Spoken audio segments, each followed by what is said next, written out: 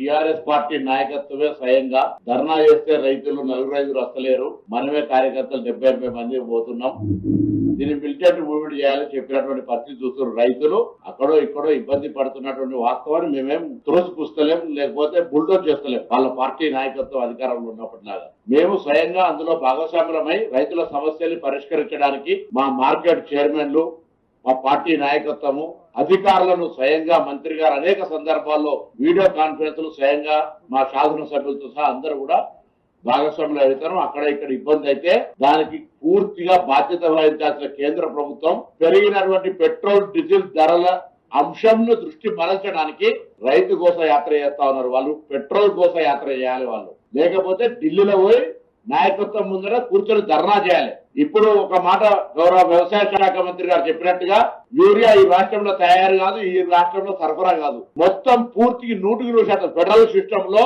ఈ ప్రజాస్వామిక విధానంలో యూరియా అనేటువంటి 100% కేంద్ర ప్రభుత్వం ఆధీనంలో ఉంది. భారతీయ జనతా పార్టీ నాయకత్వాన్ని హెచ్చరిక చేస్తున్నాం, భవిష్యత్తు వ్యవసాయ సీజన్ లో రైతాంగం యూరియా కొరకు ఇబ్బంది పడే పరిస్థితి వస్తే ముందుగానే హెచ్చరిక చేస్తున్నాం. డిమాండ్ లో అవసరాలను వ్యవసాయ శాఖ తరఫున పూర్తిగా 8 మంది పార్లమెంట్ సభ్యులకు, ఇతర రాజ్యసభ సభ్యులకు మేము లిఖిత పూర్వకంగా ఈ రాష్ట్ర అవసరాలకు ఎంత డిమాండ్ అంత రాసిస్తాం. తెప్పించే బాధ్యత మీది, మీతో సహకరించే బాధ్యత మా గౌరవ పార్లమెంట్ సభ్యులు, మేము మంత్రివర్గం తీసుకుంటాం. ఎరువుల సరఫరాల ఏం జాప్యం జరిగినా తెలంగాణ రైతాంగానికి విజ్ఞప్తి చేస్తున్నాం, ఎక్కడికక్కడ భారతీయ జనతా పార్టీ నాయకత్వాన్ని నిలదీయాల్సిన పరిస్థితి వస్తుంది, బాధ్యత వహించాల్సి వస్తుంది.